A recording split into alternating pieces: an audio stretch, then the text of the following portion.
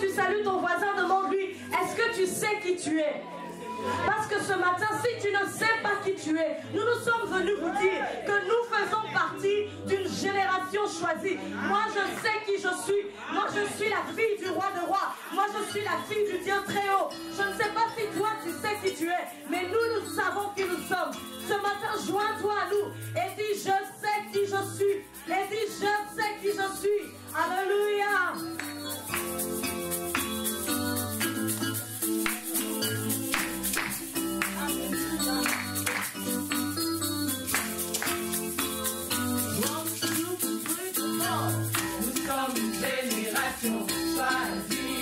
Appelez-vous vos frères, son excellence.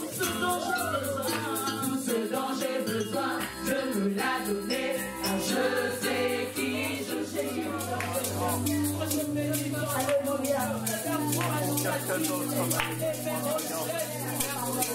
Bien-aimés, je voudrais partager ce passage avec vous.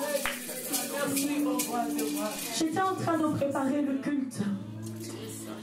Et le Seigneur m'a mis à cœur ce passage. C'est dans Hébreux 9. On est en train de parler du tabernacle. On dit qu'avant le souverain sacrificateur, il devait entrer dans le tabernacle. Il était le seul à entrer jusque dans le Saint des Saints.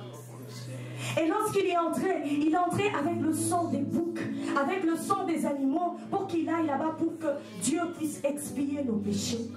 Mais regardez ce que la Bible nous dit dans Hébreux 9. Si vous avez le temps, vous pouvez lire ce qui est au-dessus. Mais je vais commencer à partir du verset 11. Mais Christ est venu. Il est venu comme souverain sacrificateur des biens à venir. Il a traversé le tabernacle plus grand et plus parfait, qui n'est pas construit des mains d'hommes, c'est-à-dire qu'il n'est pas de cette création.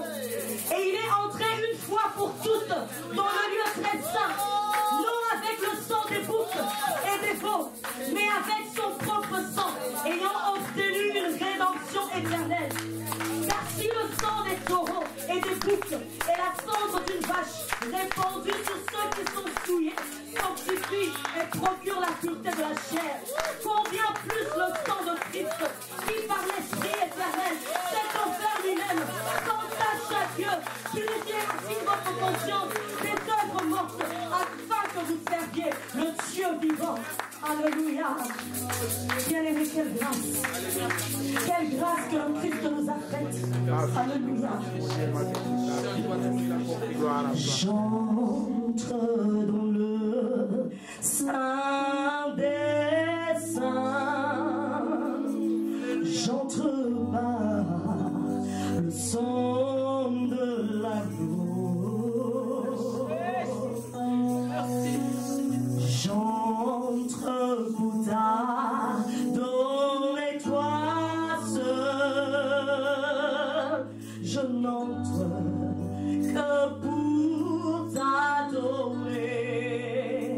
J'entre dans le Saint des Saints, dans le Saint des Saints.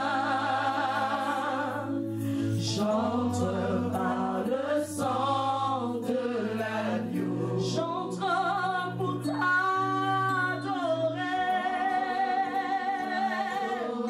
Et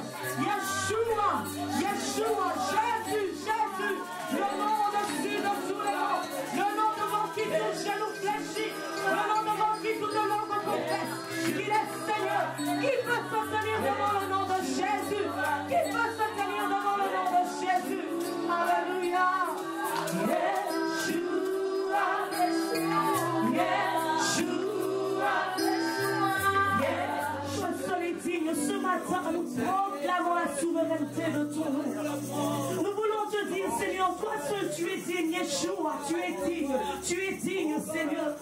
À qui d'autre, Seigneur éternel? À qui d'autre, éternel, allons-nous monter nos louanges si ce n'est à toi, Yeshua? Merci, Jésus. Merci, Seigneur. Merci, Yahweh. Toi seul est digne, Seigneur.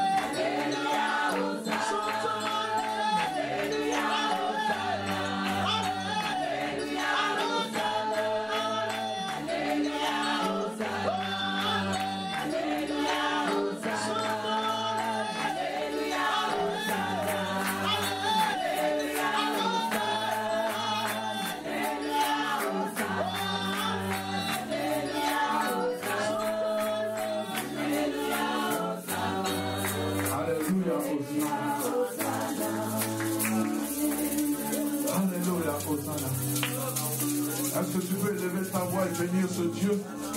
Est-ce que tu peux le louer? Est-ce que tu peux l'adorer? Est-ce que tu peux l'honorer? Est-ce que tu peux le dire, je t'aime? Est-ce que tu peux le dire que ma vie est à toi? Est-ce que tu peux le dire cela, bien-aimé? Nous sommes en train de célébrer celui. Il est le Dieu des miracles. À travers ta louange, un miracle est en train de se passer. Je suis en train de dire à travers ta louange, un miracle est en train de se passer. À travers l'exaltation de son nom, il y a quelque chose qui se passe. Je suis en train de te le dire, bien-aimé. Il est le Dieu puissant. La Bible dit qu'il siège au milieu de la louange de son peuple. Et nous prions, bien-aimé, qu'il le fasse maintenant. Alléluia. Nous voulons parler.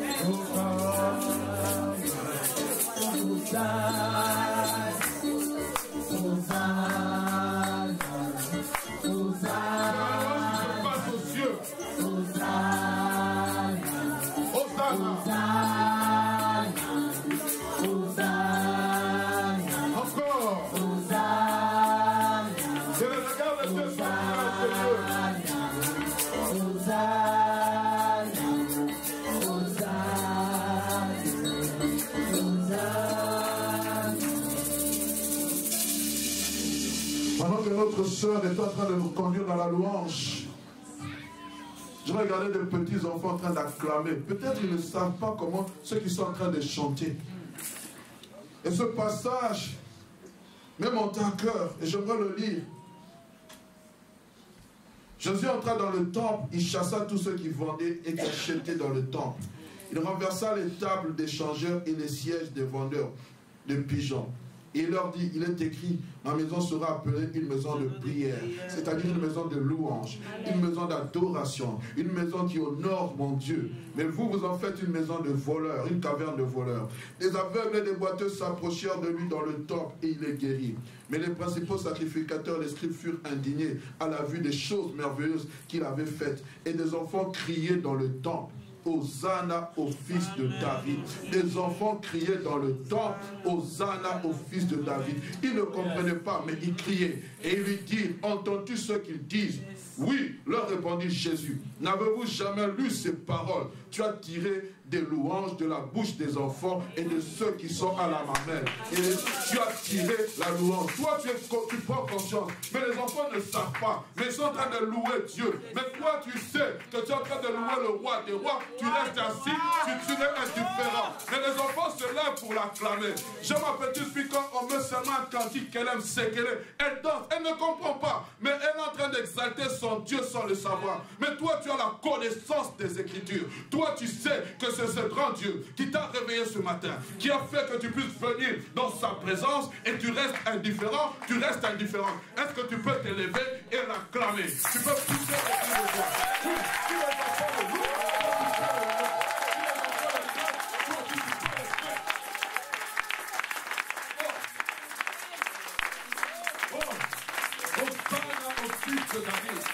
Oui, les principaux sacrificateurs seront indignés. J'entends ce qu'ils disent. N'avez-vous pas lu ce qui est écrit? Tu as tiré la louange de la bouche des enfants et de ceux qui sont à la morale. Pourquoi il est indignant? Parce que les gens sont indifférents. Pourquoi les enfants le louent? Parce que nous ne voulons pas l'exalter.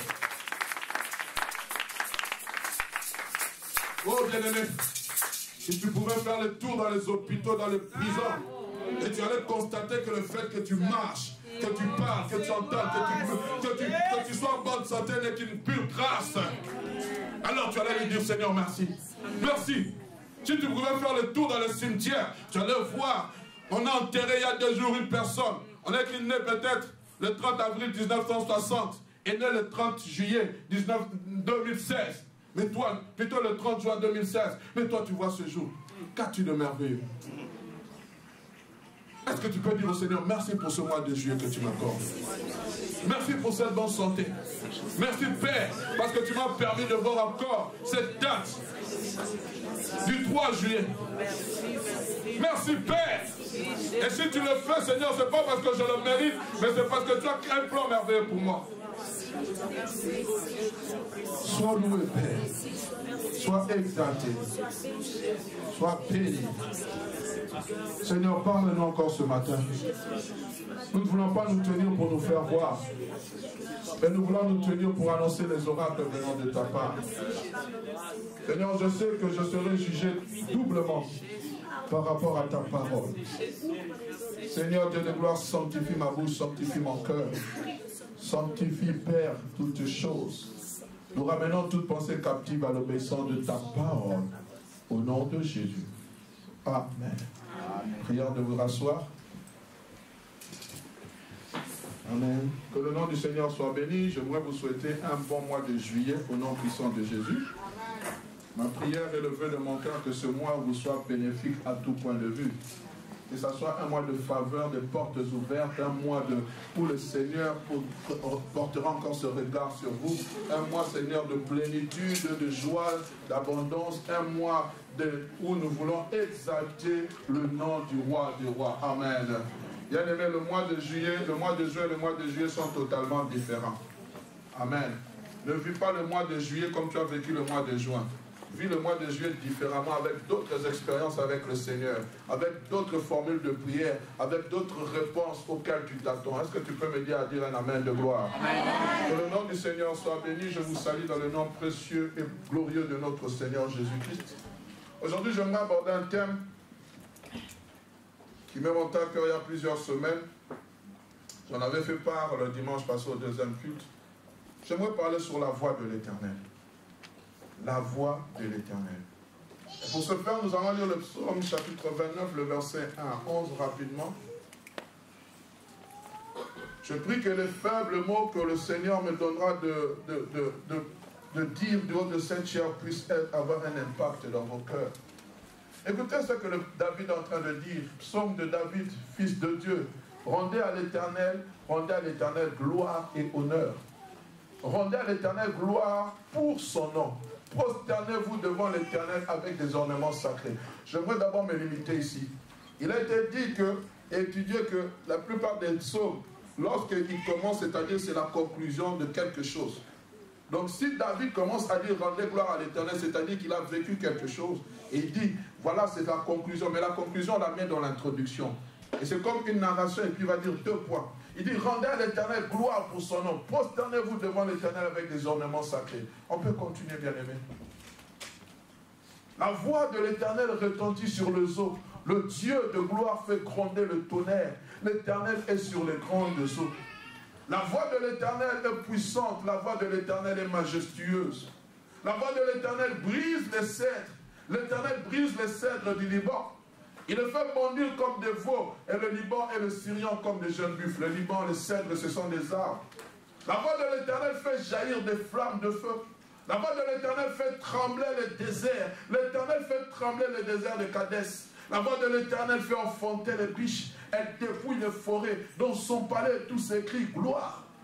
L'Éternel était sur son trône lors du déluge. L'Éternel est sur son trône, règne éternellement. L'Éternel donne la force à son peuple. L'Éternel bénit son peuple et le rend heureux. Est-ce que nous pouvons dire Amen? Amen. Lors du déluge, l'Éternel était sur son trône. Je suis en train de dire à quelqu'un, Dieu contrôle toute situation de ta vie. Amen. Tu as l'impression que le déluge est en train de venir dans ta vie. Dieu est là, il n'est pas là. Il est là. Lors du déluge, il était sur son trône. C'est-à-dire qu'il avait le contrôle de toutes choses.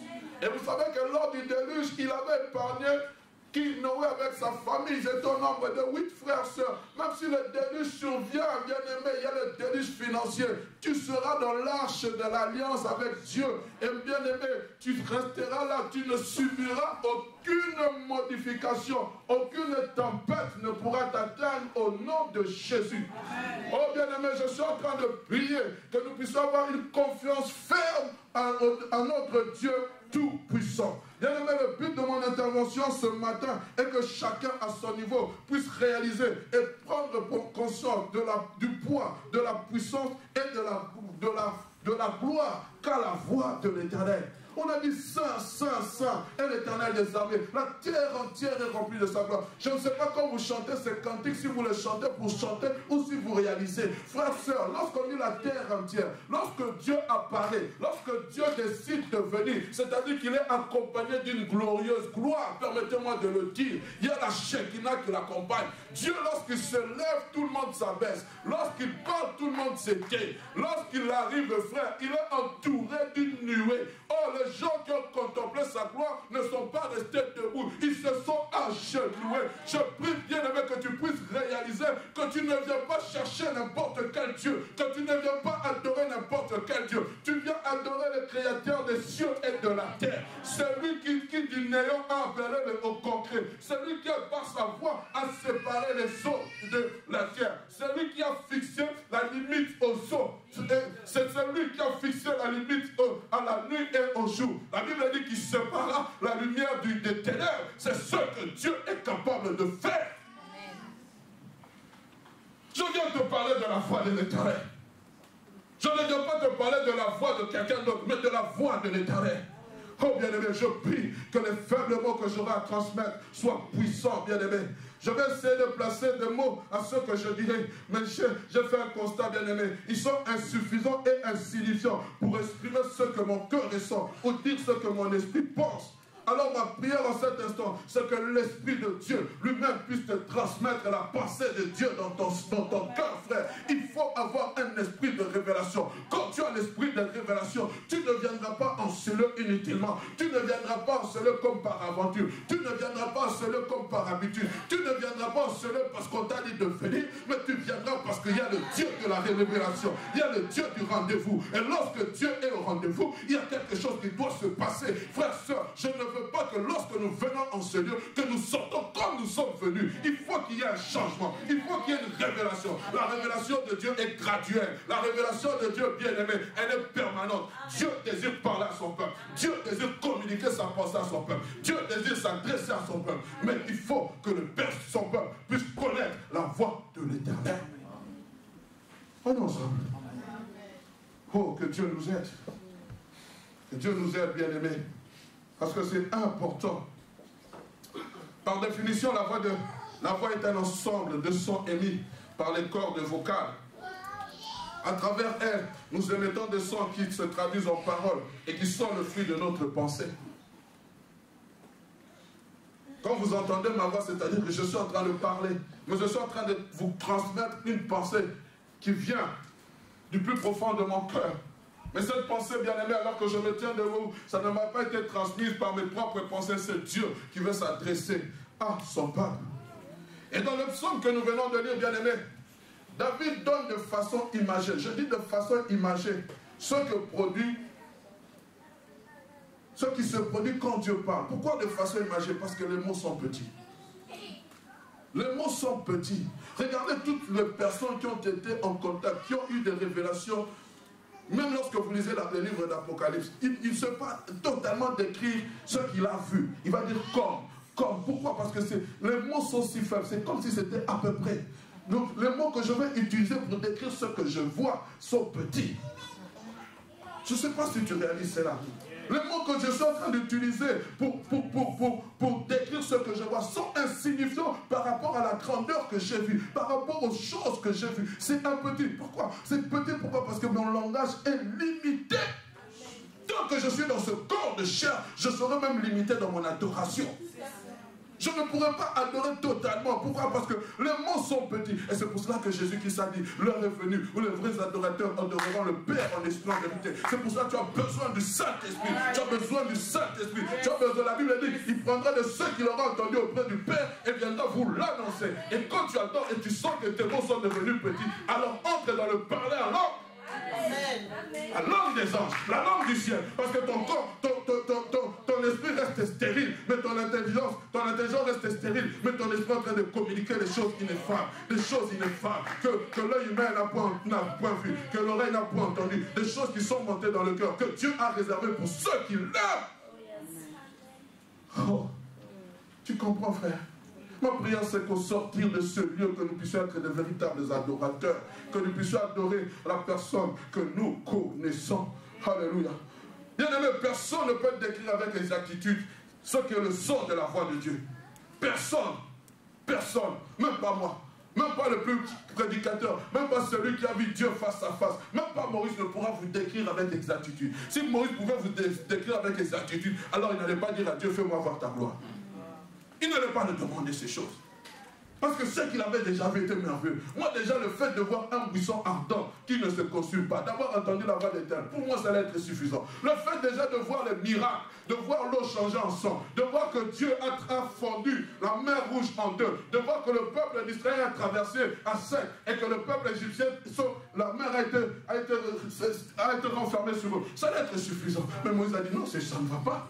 Il y a autre chose que j'aimerais voir. Fais-moi voir ta gloire. Fais-moi voir ta gloire. Frère, sœur, j'aimerais vous dire, frère, lorsque tu adores Dieu, il faut que tu sois un assoiffé de la présence de Dieu. Seigneur, je t'ai connu. Moi, aujourd'hui, j'aimerais te voir différemment. Je t'ai vu au mois de juin, mais au mois de juillet, j'aimerais te voir différemment. Autre chose, papa. Je suis un assoiffé. Bien aimé, les assoiffés de Dieu aiment la présence de Dieu. Les assoiffés de Dieu, on ne les pousse pas à adorer Dieu. Les assoiffés de Dieu, on ne les pousse pas à se mettre à genoux. Les assoiffés de Dieu, on ne leur dit pas d'acclamer Dieu. Les assoiffés de Dieu savent, parce qu'ils sont en contact avec l'Esprit de Dieu. En cet instant, je dois m'agenouiller. En cet instant, je dois me mettre debout. En cet instant, je dois dire Alléluia, Hosanna. En cet instant, je dois danser. Personne ne va m'arrêter. C'est ça le rôle des assoiffés de Dieu. Et dans ce temps-ci, Dieu est en train de chercher des assoiffés. Dieu est en train de rechercher des assoiffés. Parce que la louange, l'adoration que nous lui donnons est petite par rapport à ce qu'il fait dans nos vies. Allons ensemble. Alléluia. Je disais, bien-aimé, c'est cette même voix, bien-aimé, qui a créé les cieux et la terre. C'est cette même voix qui a fixé les limites aux eaux. C'est cette même voix qui a créé toute espèce d'arbres et d'animaux sur la terre. C'est cette même voix, frère, mais c'est cette même voix qui te parle. Est-ce que tu réalises? Cette voix qui a créé les cieux et la terre, cette voix qui a créé toutes choses, qui a amené des ténèbres, qui a appelé les ténèbres à la lumière, c'est cette voix qui te parle. Mais quand cette voix te parle, comment réagissons-nous? Est-ce que nous réalisons que c'est notre Dieu qui nous parle? C'est à ce niveau-là que nous j'aimerais vraiment nous amener. Vous savez, frère, bien aimé, l'habitude est mauvaise. Nous sommes devenus des habitués. Des habitués des manifestations des dons spirituels, des habitués des prophéties, des habitués de la prédication. On sait déjà que quand le frère Adam va prêcher, il va utiliser des mots assez difficiles. On sait déjà que quand le frère Thierry va prêcher, il va utiliser un français assez cohérent. On sait déjà que quand le pasteur il va prêcher, lui va beaucoup gesticuler. Frères, sœurs, ne regardez pas ces choses. Regardez ce que la parole de Dieu est en train de communiquer. Parce que lorsque nous nous tenons devant, bien-aimés, nous ne venons pas faire des théâtres. Nous prenons ce que Dieu nous demande de communiquer. Nous ne sommes que des vases communicants. Nous ne sommes que des instruments que Dieu utilise pour communiquer sa pensée. Tant que vous me voyez là, frère, je ne regarde pas Hugues Chisumu. Il a des faiblesses. Il n'a peut-être pas un bon français. Il n'a peut-être pas un français limpide. Mais écoutez ce que Dieu a à vous dire. Amen. Amen. Jérémie a dit dans Jérémie chapitre 22, verset 29, je pense, il a dit, terre, terre, terre, écoute parole éternelle. Écoute. C'est ça que Dieu a besoin. Écoutons. Parce que lorsque nous sommes dans la présence de Dieu, il y a plusieurs sortes de distractions. Mais concentre-toi sur l'essentiel. Quand tu sors, on a prêché sur quoi? La voix de l'Éternel. Alléluia. Frères, sœurs, c'est toujours un privilège pour nous de savoir que Dieu nous parle. Que le Créateur du ciel et de la terre s'adresse à notre humble personne. C'est un privilège. C'est un privilège. Jean 33, verset 14, il dit ceci. Dieu parle cependant tantôt d'une manière, tantôt d'une autre. On n'y prend point garde. Dieu parle. Tantôt d'une manière, tantôt d'une autre. On ne prend point garde. Verset 15. Il parle par des songes, par des visions nocturnes. Quand les hommes sont livrés à leur profond sommeil, quand ils sont endormis sur leur couche, Dieu parle. Et je pourrais encore ajouter, Dieu parle à travers les prophéties, à travers la prédication, à travers la lecture quotidienne de sa parole.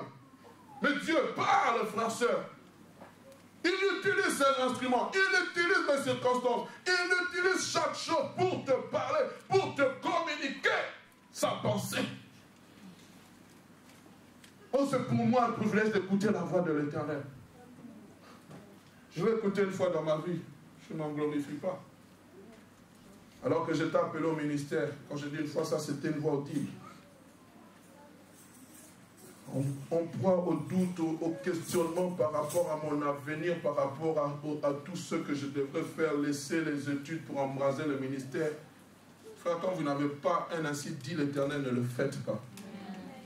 Parce que souvent on pense que quand on a échoué, on devient prédicateur. Frère, moi je ne suis pas devenu prédicateur parce que j'ai échoué dans la vie. Il faut refuser ces choses. J'étais sur ma couche, personne dans la maison. Et j'ai entendu une voix audible. Hugues, ne faiblis pas, ne faiblis pas. Je me souviens toujours de ce jour-là. Et je me souviens toujours. C'était pas la nuit, c'était en pleine journée, un après-midi. J'aime quand Dieu parle. J'aime quand Dieu parle. Et notre Dieu est un Dieu d'exactitude, ce n'est pas un Dieu d'à peu près. Il aime l'exactitude. Et j'aimerais vous dire, frère, cette parole m'a fortifié et me fortifie jusqu'à présent. Amen. L'homme est un instrument, un outil important par lequel Dieu nous parle, certes, mais c'est un outil imparfait, incomplet. C'est pour cela, bien aimé, quand Dieu veut parler à l'homme, il doit adapter son langage. Tu comprends? Lorsqu'il va te parler, il va adapter son langage. Nous allons le voir plus tard avec Samuel. Il ne va pas te parler comme il a parlé à Moïse. Il ne va pas te parler comme il a parlé à Daniel. Parce que vous allez voir, frères, sœurs, quand Dieu est venu se révéler à Daniel, les gens qui étaient à côté de lui avaient fui.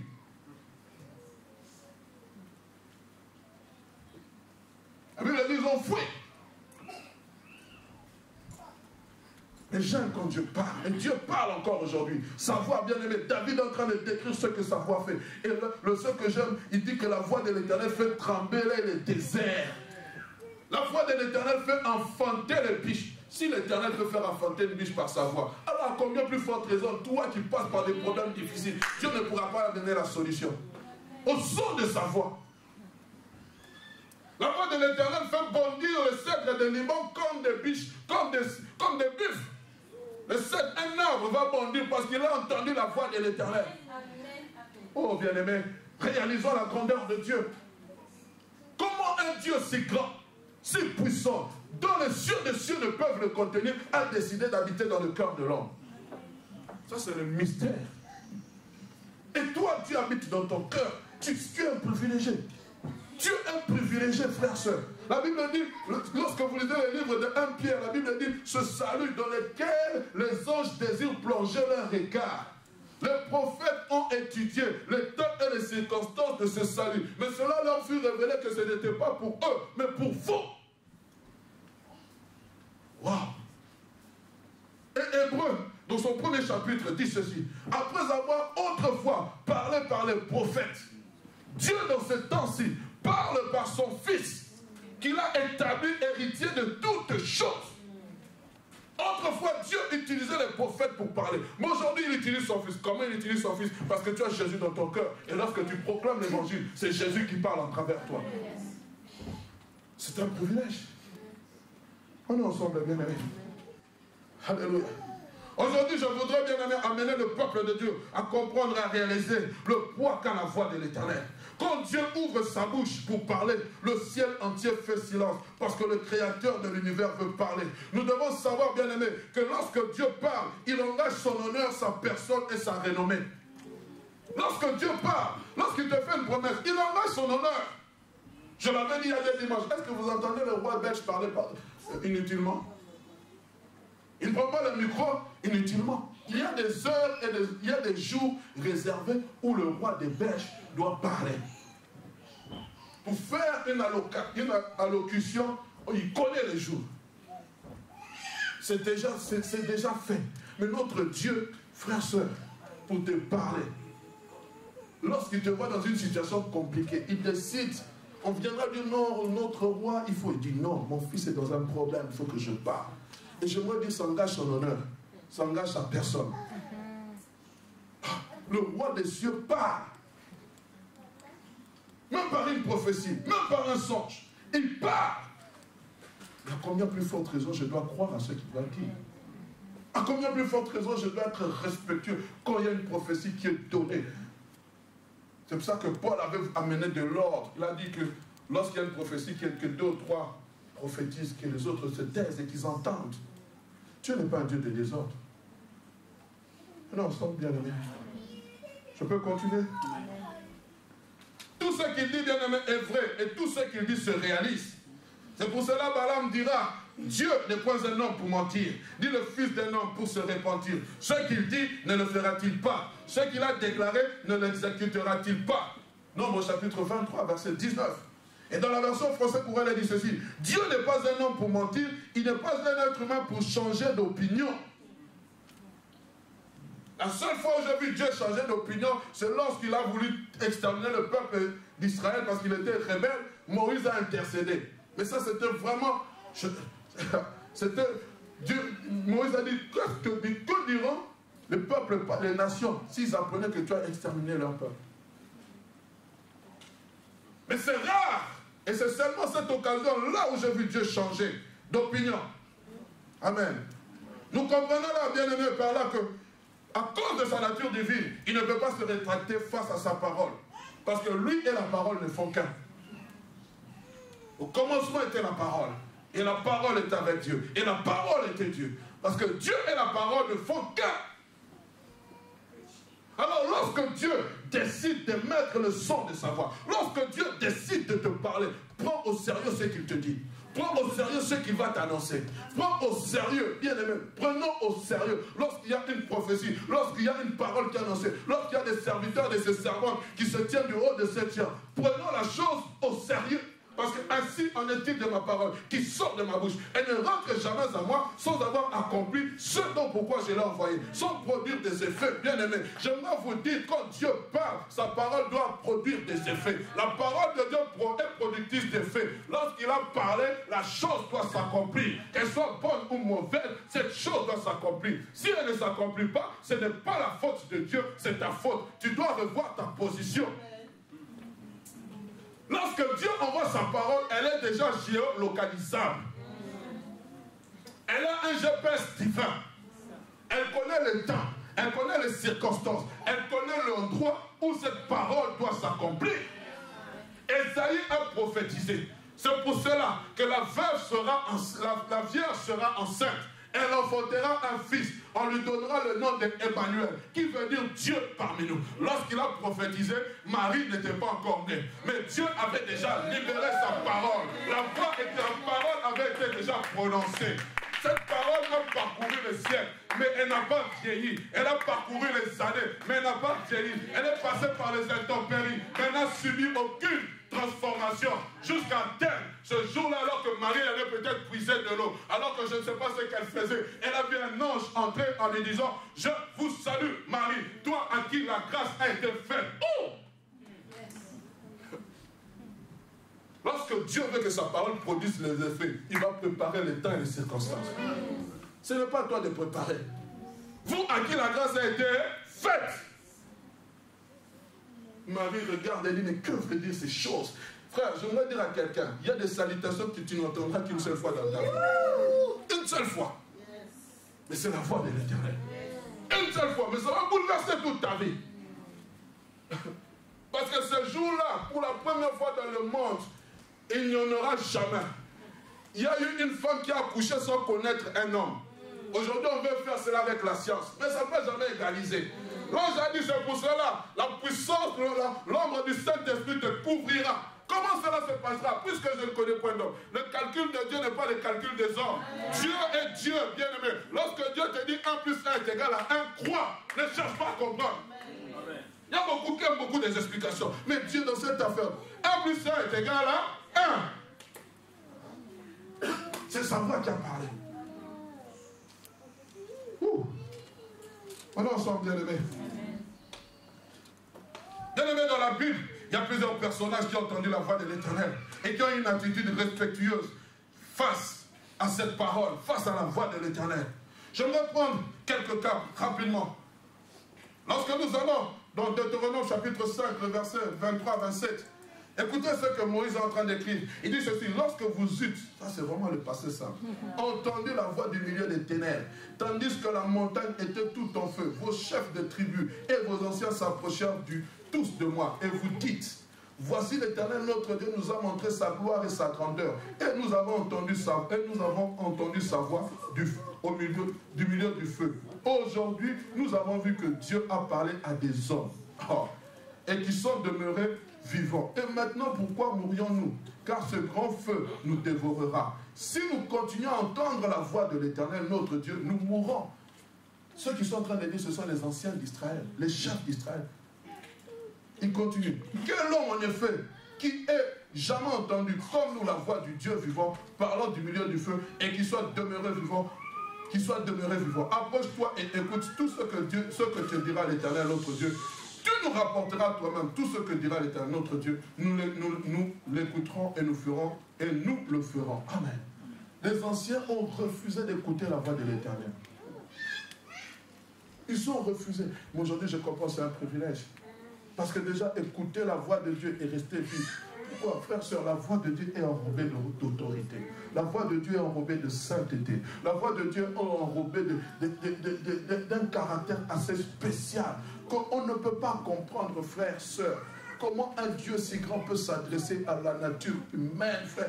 Mais ce que j'aime, c'est que Dieu avait décidé de se salir dès le jardin, dès le commencement des temps. Il avait décidé, il a dit, faisons l'homme à notre image. La Bible dit qu'il prit quoi l'homme? Il le forma de la poussière de la terre. Si un Dieu si grand a pu se salir pour que toi et moi nous devenions une âme vivante, alors il est capable aussi de te parler.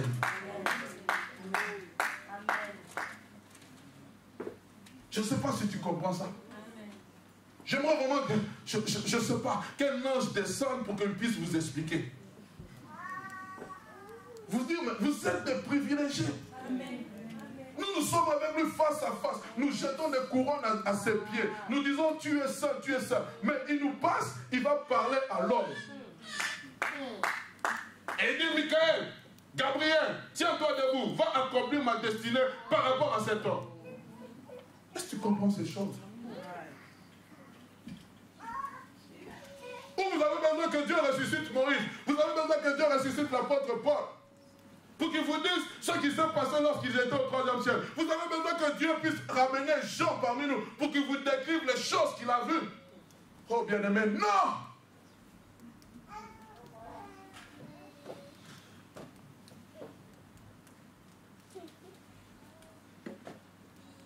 Quelle attitude bien-aimée avons-nous lorsque Dieu parle? Je l'ai dit, je le répète, je veux massacrer cela tous les dimanches.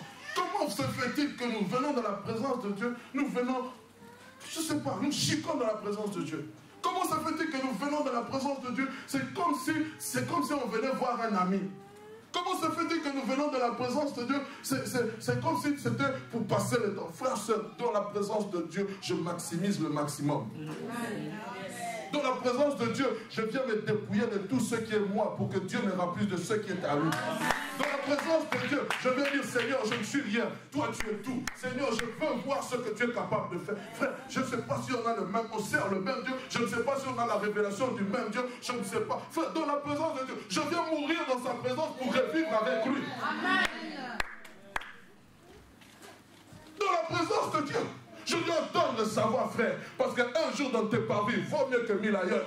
David a dit, je suis dans la joie lorsqu'on me dit, allons dans la maison de l'Éternel. Donc lorsque David savait qu'il allait dans le temple, il était en train d'être dans la joie. Je suis en train de dire à quelqu'un, quand tu viens le dimanche dans ce lieu, sois dans la joie, parce que Dieu va te parler. Sois dans la joie, parce que tu vas danser pour Dieu. Sois dans la joie, parce que Dieu va te réconforter. Sois dans la joie, parce qu'il y aura des matabiches qui te seront accordés.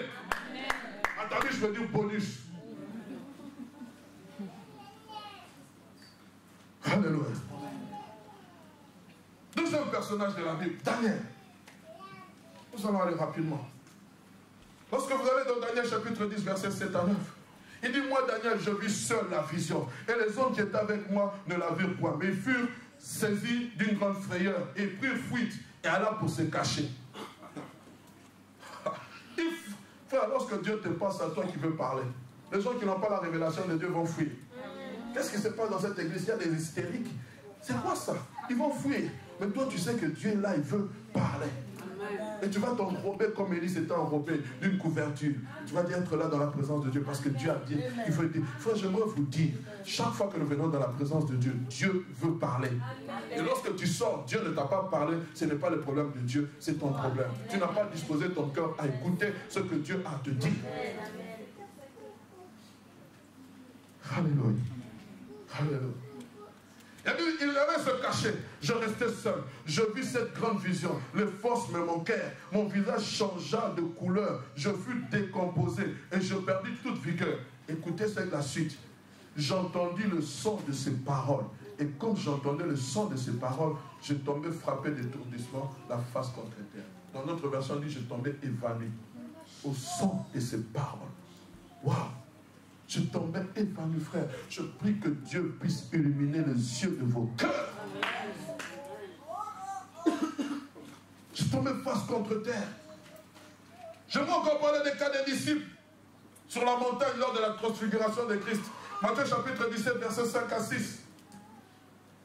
Comme il parlait encore, une nuée lumineuse les couvrit. Et voici une voix se fit entendre de la nuée ces paroles. Celui-ci est mon fils bien-aimé, en qui j'ai mis toute mon affection. Écoutez-le. Écoutez la suite. Lorsqu'ils entendirent cette voix, les disciples tombèrent sur leur face, furent saisis d'une grande frayeur. Où est passée la frayeur dans l'église? Ici, la frayeur, ce n'est pas la peur, c'est le respect, la crainte de Dieu. Parce que la voix de Dieu pèse, frère. Elle pèse, elle pèse. La Bible dit, ils furent saisis d'une grande frayeur et se prosternèrent. Donc, bien aimé, je comprends que lorsque Dieu parle, il y a une attitude que nous devons avoir. Nous devons avoir une attitude de respectabilité, une attitude respectueuse. J'aime beaucoup le livre d'Esdras. Quand vous lisez le livre d'Esdras, lorsqu'Esdras ouvrait le rouleau, tout le peuple se tenait debout pour écouter la parole de Dieu. La parole de Dieu a autorité sur toutes choses. Dans l'église, la parole de Dieu a autorité même sur la prophétie. Dans l'église, la parole de Dieu a autorité même sur les manifestations des dons spirituels. Pourquoi? Parce que la parole de Dieu contrôle tout. C'est la voix de Dieu. Dieu parle à travers sa parole. Apprenons à respecter la parole de Dieu. Apprenons, bien aimé, lorsque Dieu, un serviteur de Dieu, une servante de Dieu se met devant, ne le méprisez pas. Il ne vient pas parler de sa propre part. S'il vient parler de sa propre part, comme l'a dit l'apôtre Paul, qu'il soit anathème. Si c'est de la part de Dieu, et je crois que vous êtes remplis de l'Esprit de Dieu pour que l'Esprit de Dieu puisse témoigner à votre esprit que c'est un serviteur de Dieu. Le respect de Dieu, bien aimé, il faut que l'Église revienne à ces choses. Amen. Le temps me manquerait de parler de l'apôtre Jean qui a reçu des révélations alors qu'il était sur l'île de Patmos. Et j'aime cela, bien aimé, lorsque vous lisez Daniel, les trois disciples ainsi que Jean, lorsqu'ils ont été saisis de frayeur, ils sont tombés face contre terre. La Bible dit toujours, et l'homme vient et me toucha. Ne crains pas, ne crains pas.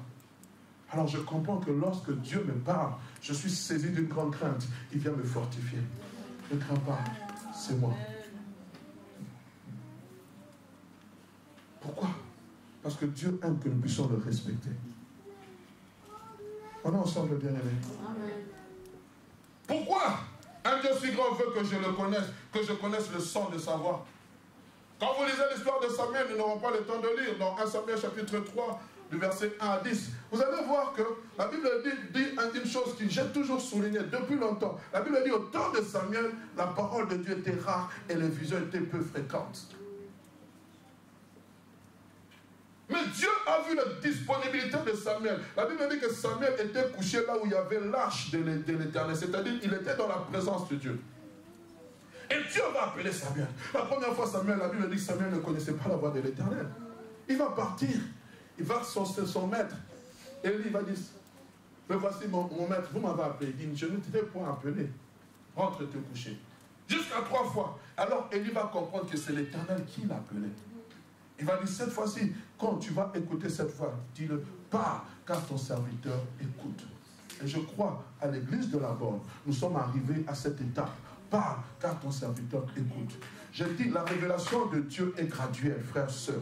Il y a des gens qui connaissent déjà la voix de Dieu, mais il y a des gens qui doivent discerner la voix de l'Éternel. David n'a donné qu'une image de ce que lui considérait comme étant la voix de l'Éternel. C'était le constat qu'il avait fait par rapport à sa propre expérience. Mais Dieu attend de toi que tu puisses faire une expérience propre et que tu puisses donner la définition de la voix de l'Éternel. Pour toi, la voix de l'Éternel est celle qui te guérit. La voix de l'Éternel est celle qui te sauve de la malédiction familiale. La voix de l'Éternel est celle qui te fait transporter sur des montagnes élevées. La voix de l'Éternel est celle qui te donne l'intelligence lorsque tout va mal. Frère, soeur, il faut que tu donnes ta définition de la voix de l'Éternel. Mais tu ne peux donner que la définition de la voix de l'Éternel si tu es en communion avec lui. Si tu cherches Dieu comme Samuel l'a cherché. Il était dans la présence de Dieu. Il ne connaissait pas la voix de l'Éternel. Dieu a vu le désir de son cœur. Alors Dieu est venu à sa rencontre. Il y a des gens dont Dieu veut venir à sa rencontre, mais ils n'arrivent pas à venir. Pourquoi? Parce que tu n'es pas là où Dieu veut que tu sois.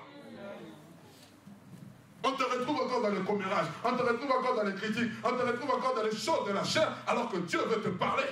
Il veut te parler de ton élévation, il veut te parler de ta famille, il veut te parler de ton lendemain, il veut te parler de ton mariage. Mais toi, tu n'es pas là.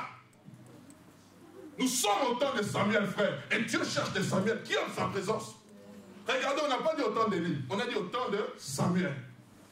Tu dois être une référence pour ta génération. Amen, amen. Élie était là. Ophni et Phinéas, ses enfants étaient là. Mais pourquoi on n'a pas dit au temps d'Élie? On dit au temps de Samuel. La parole de Dieu était rare et les visions étaient peu fréquentes. Pourquoi? Parce que Samuel, pourquoi? Parce que Élie et ses enfants n'écoutaient plus la voix de l'Éternel. Quand tu tournes tes regards de la voix de l'Éternel, Dieu aussi va se taire. On est ensemble? Quand je ferme mes regards, lorsque je ferme mes oreilles, la Bible dit Dieu parle tantôt d'une manière. Combien de fois Dieu ne t'a-t-il pas parlé à travers les prédications? Combien de fois Dieu ne t'a-t-il pas parlé à travers les songes? Combien de fois Dieu ne t'a-t-il pas parlé à travers les prophéties en disant ce que tu fais n'est pas bon, ce que tu es en train de faire n'est pas bon, mais tu fermes tes oreilles, tu endurcis ton cœur, tu endurcis. Mais qu'est-ce que Dieu va faire? Il va t'envoyer une puissance d'égarement. Amen. On est ensemble, bien aimés. Pourquoi un Dieu si grand veut que je connaisse le son de sa voix? Je répondrai à 4 affirmations. La première affirmation, c'est parce que Dieu veut m'instruire. Dieu veut que je connaisse le son de sa voix. Sans savoir, c'est parce qu'il veut m'instruire. Dieu parle au peuple qu'il a choisi. Dans Deutéronome chapitre 4, le verset 32 à 36, on va lire beaucoup la parole de Dieu, mais c'est important. C'est toujours Moïse qui est en train de faire un résumé. Il dit, interroge les temps anciens qui t'ont précédé, depuis le jour où Dieu créa l'homme sur la terre, et d'une extrémité du ciel à l'autre. Y eut-il jamais un si grand événement? A-t-on jamais, oui, chose semblable? Fut-il jamais un peuple qui entendit la voix de Dieu parlant du milieu du feu, comme tu l'as entendu, et qu'il soit demeuré vivant? Il est en train de s'adresser au peuple d'Israël.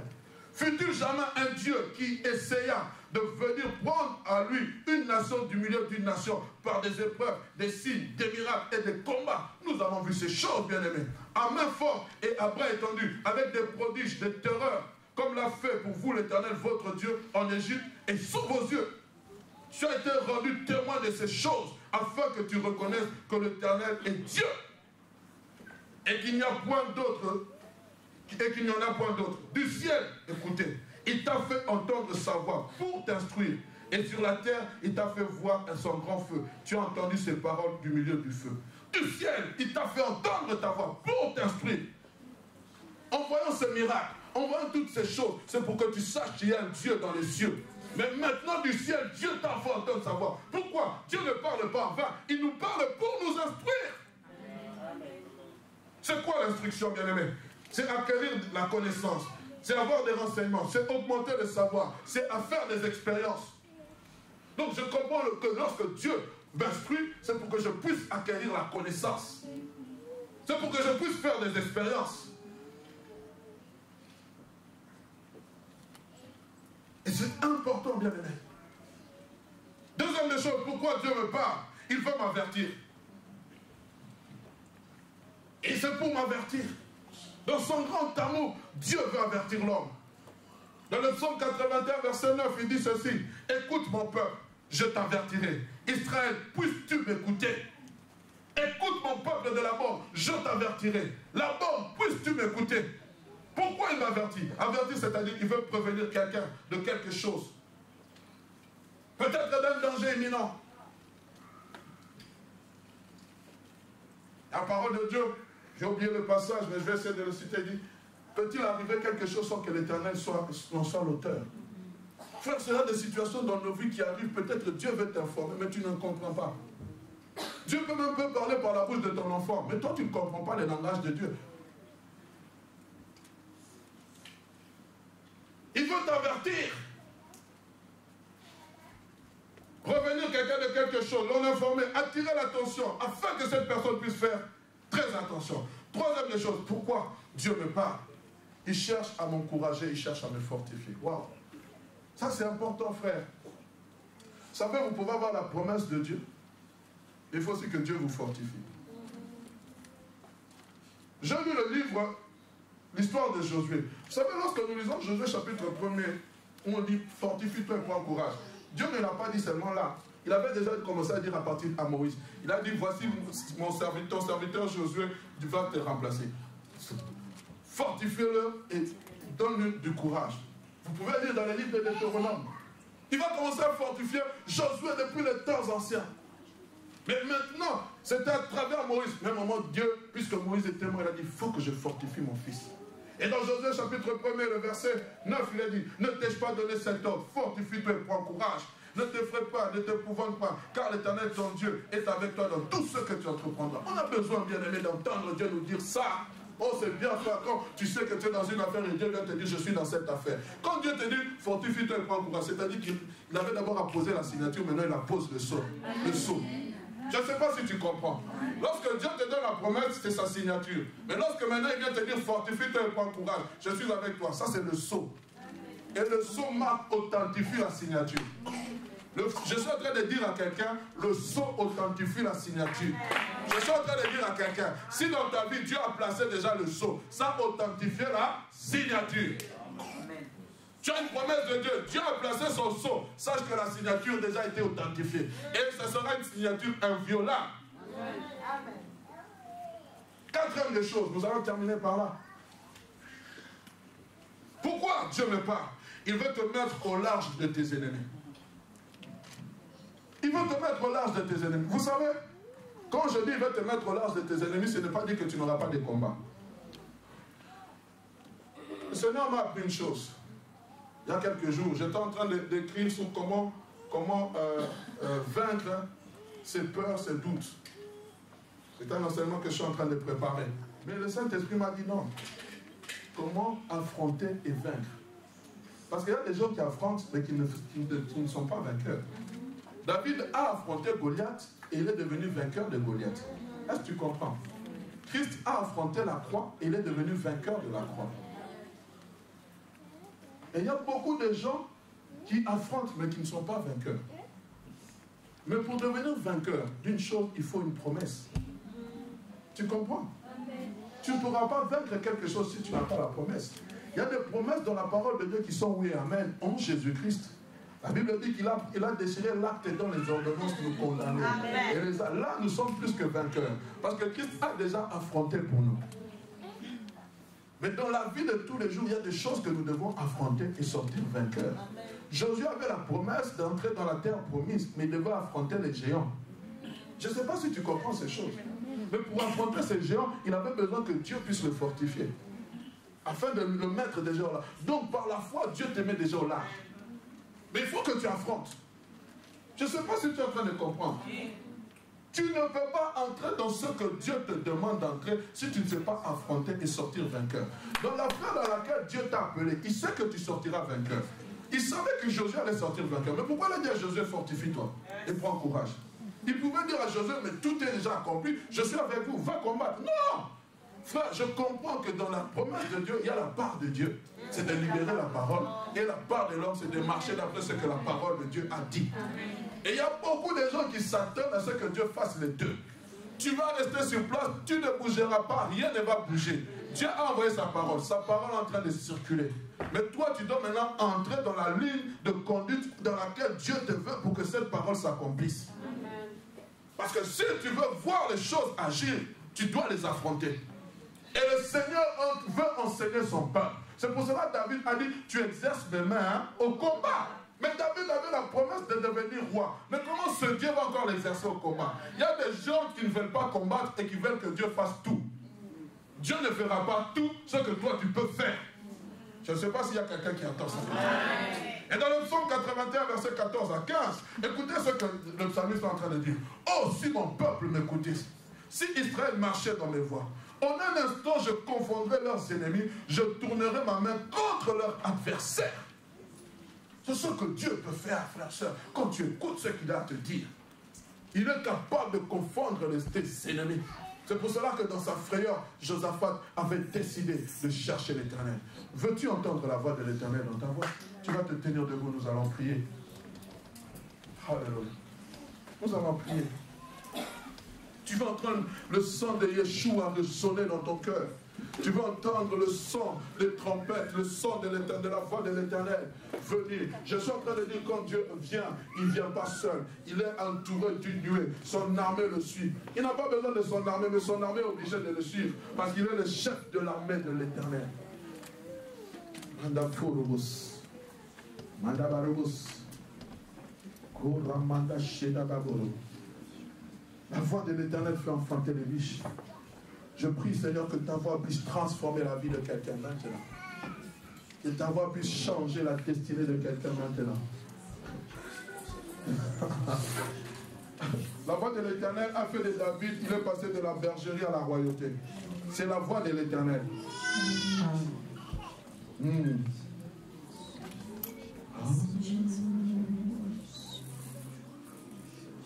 Alléluia.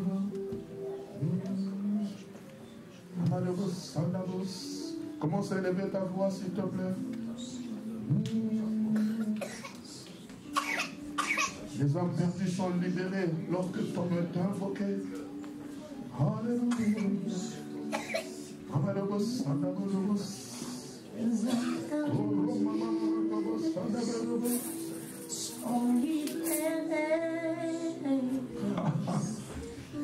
En ton nom est invoqué. Les captifs sont délivrés. Les captifs sont délivrés. Quand ton nom est invoqué. La stérile devient enceinte quand on est invoqué. La stérile.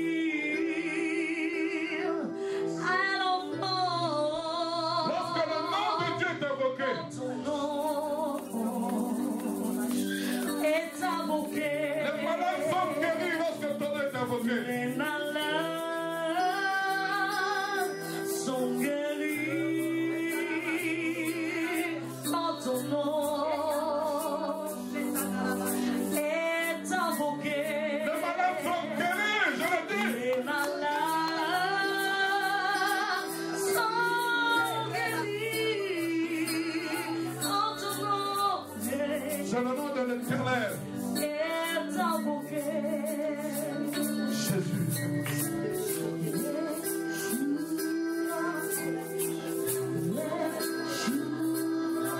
Adore avec moi ce grand Dieu. N'attends pas. Que la louange soit sur tes lèvres.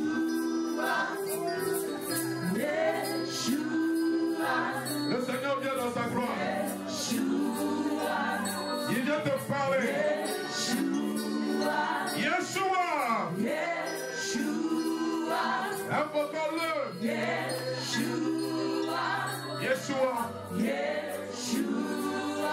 Yeshua. Nous disons. Invoque-le.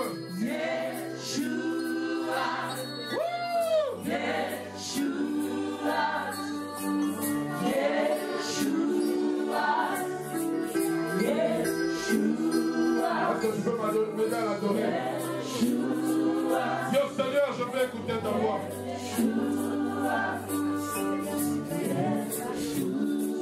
Viens me parler s'il vous plaît. Pardon. Ésaïe a vu le Seigneur assis sur un trône élevé. Il dit, l'année de la mort du roi Osias, je vis le Seigneur assis sur un trône très élevé. Le vent de Sarah baptisera le temple et se renforce le Seigneur dessus de lui. Il m'avait chacun 6 heures. Demain, il peut couvrir le poil. Demain, il se couvrait le pied. Et demain, il se savait pour voler. Il criait le nom, il disait, sors de l'éternel, Dieu des armées. Toute la terre est remplie de sa gloire. Écoutez la suite. La porte fut ébranlée dans le froissement par la voix qui retentissait. Et la maison fut remplie de fumée. Alléluia. De gloire en gloire. Tu m'emmènes. De gloire en gloire, de gloire en gloire.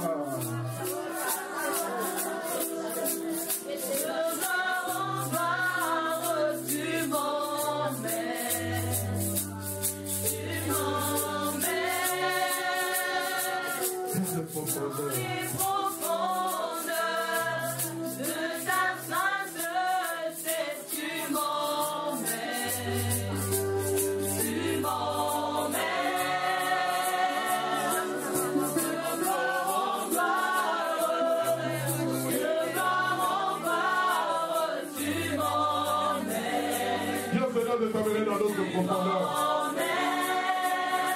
À la profondeur. Dans les profondeurs de ta sainteté, tu m'emmènes. Tu m'emmènes. Je demande ton peuple de prier maintenant. Nous voulons prier, bien-aimé. Il faut que Dieu se révèle à toi. David a donné ce que lui comprenait. Mais Dieu a besoin de te parler. Dieu a besoin de se révéler à toi. Dieu a besoin que tu le conduises.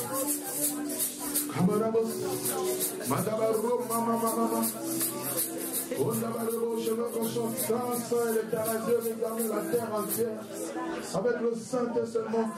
Avant d'entendre ces cantiques, il faut que la gloire de Dieu descende. Il faut que la gloire de Dieu descende. Saint et l'éternel Dieu examine.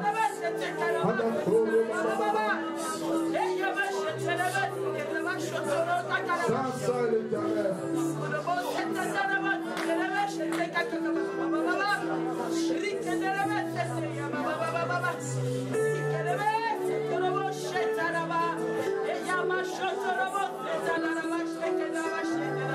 Sont remplis de sa gloire. Nous disons Saint, Saint.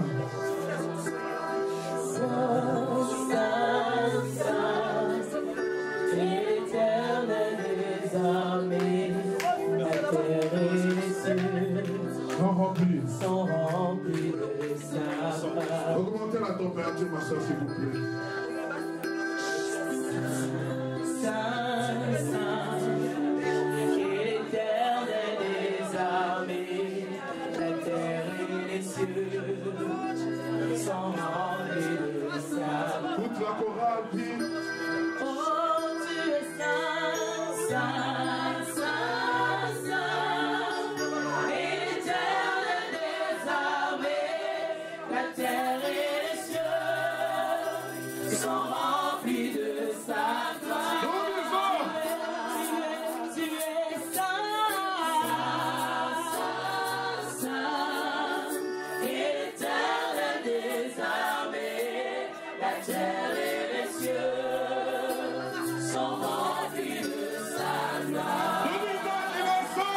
Tu es saint, saint, saint, et l'éternel des armées, la terre et les cieux sont remplis de sa gloire. Bien-aimé, je veux que tu réalises. Quand on parle de la gloire de Dieu, cette gloire amène toutes sortes de choses. Dieu marche dans sa gloire. C'est pour cela dans son palais tout s'écrit gloire. Sa parole est revêt de gloire. Lui-même est revêtu d'un manteau de gloire.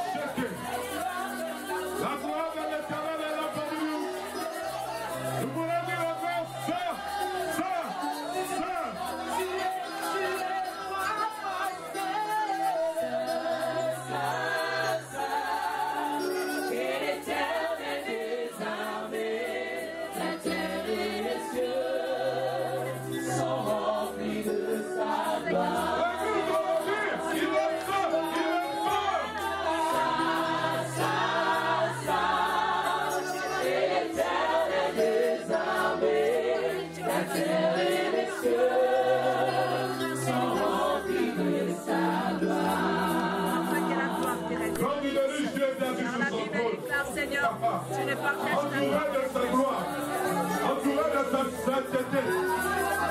Oh, il contrôlait la vie de Noé et de sa famille.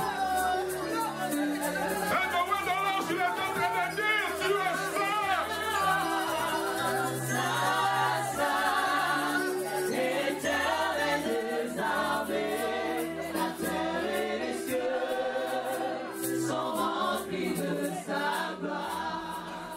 Seigneur Dieu des armées, nous voulons te rendre toute la gloire par rapport à ce que tu es en train de faire pour ton Église. Éternel Dieu des armées, nous sommes en train de prier que toi, le Dieu des œuvres achevées, que tu manifestes ta gloire dans nos vies. Ce que tu as commencé, tu l'achèveras certainement. Tu as commencé le projet ATE, il tiendra, Seigneur, il sera achevé. Tu as commencé une œuvre dans nos vies, tu as commencé quelque chose dans nos vies. Seigneur, ça sera achevé. Nous ne faisons pas partie de ceux qui se retirent, mais nous faisons partie de ceux qui persévérent dans la foi jusqu'à atteindre, Seigneur, et avoir l'accomplissement de la promesse. Et le plus grand accomplissement, Seigneur, que nous souhaiterons voir, c'est le jour où tu reviendras dans ta gloire, où tu poseras tes pieds sur le mont des Oliviers, Père. Ce jour-là où, Seigneur, l'Église entière sera enlevée, Seigneur, et les vivants et les morts, pour aller à la rencontre de l'époux. Éternel Dieu des armées, nous voulons continuer à avoir nos regards fixés sur toi. Alors que nous quittons ce lieu, merci parce que nous entendons ta voix. Allez dans la paix du Seigneur, au nom du Père, du Fils et du Saint-Esprit. Amen. Amen. Que le Seigneur vous bénisse, qu'il vous bénisse abondamment. Amen.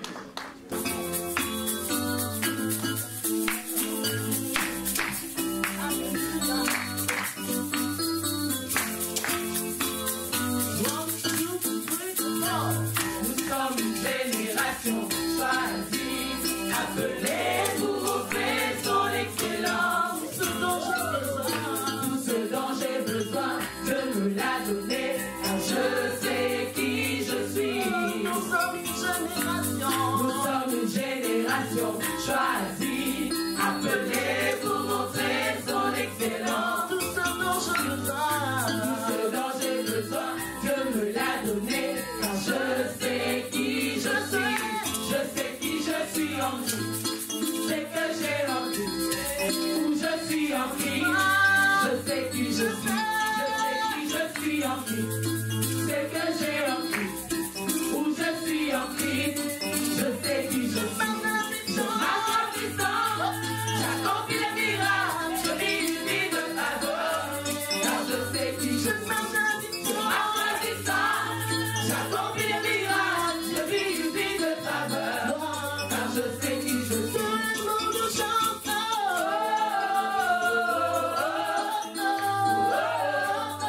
Je sais qui je suis. Tout le monde chante.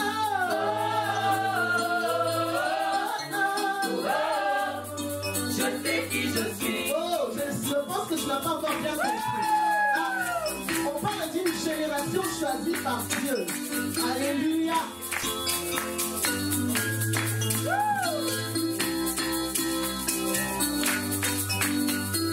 One, two, three, four. Nous sommes une génération choisie, appelée pour montrer son excellence. Tout ce dont j'ai besoin. Ce dont j'ai besoin, Dieu me l'a donné, car je sais qui je suis. Nous sommes une génération. Nous sommes une génération choisie, appelée pour montrer son excellence. Tout ce dont j'ai besoin. Ce dont j'ai besoin, Dieu me l'a donné, car je sais qui je suis. Je sais qui je suis en Christ, ce que j'ai en Christ. Où je suis en Christ, je sais qui je suis. Je sais qui je suis en Christ, ce que j'ai en Christ. Où je suis en Christ, je sais qui je suis. Par ma puissance, j'accomplis le miracle, je vis une vie de faveur, car je sais qui je suis. Par ma puissance, j'accomplis le miracle, je vis une vie de faveur, car je sais qui je suis. Regarde-moi. Moi je suis une merveille.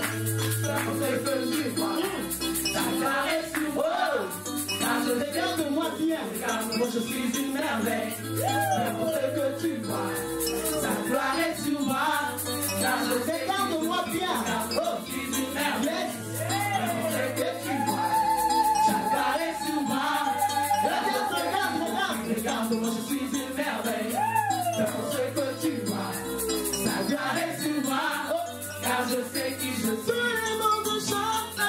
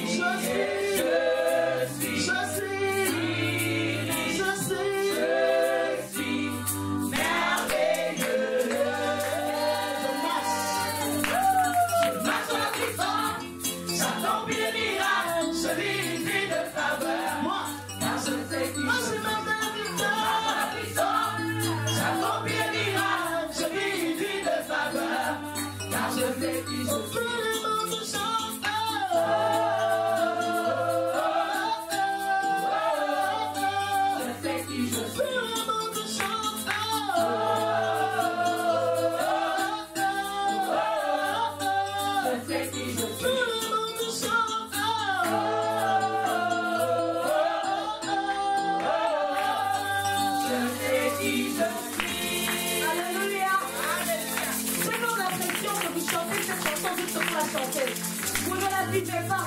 Est-ce que réellement vous savez qui vous êtes? Est-ce que réellement vous savez qui vous servez? Est-ce que réellement vous savez que vous marchez dans la puissance? Est-ce que réellement vous savez que vous vivez une vie de faveur? Bien aimé, si tu ne le sais pas, moi je vais te dire ce matin, moi Nicole, je sais qui je suis. Moi Nicole, je sais que je marche dans la puissance. Bien aimé, je vais juste vous dire un truc. J'étais dans un processus de recrutement contre une personne qui était dans la faveur de mon chef. Mais Dieu l'a mis de côté parce que moi je marche dans la puissance, parce que moi je marche une vie de faveur.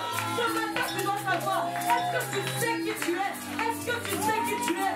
Ah, moi je marche dans la puissance, puissance. J'accomplis le miracle, je vis une vie de faveur. Car je sais, ah, moi je marche dans la puissance. J'accomplis le miracle, je vis une vie de faveur. Car je sais, ah, moi je marche. J'accomplis le miracle, je vis une vie de faveur, car je sais qui je suis. Tout le monde chante, oh, oh, oh, oh, je sais qui je suis. Tout le monde dit, oh, oh, oh, oh, je sais qui je suis. Tout le monde chante, oh,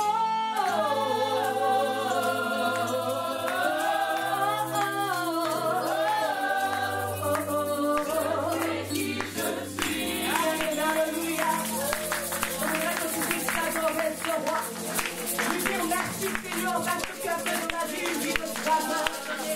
Merci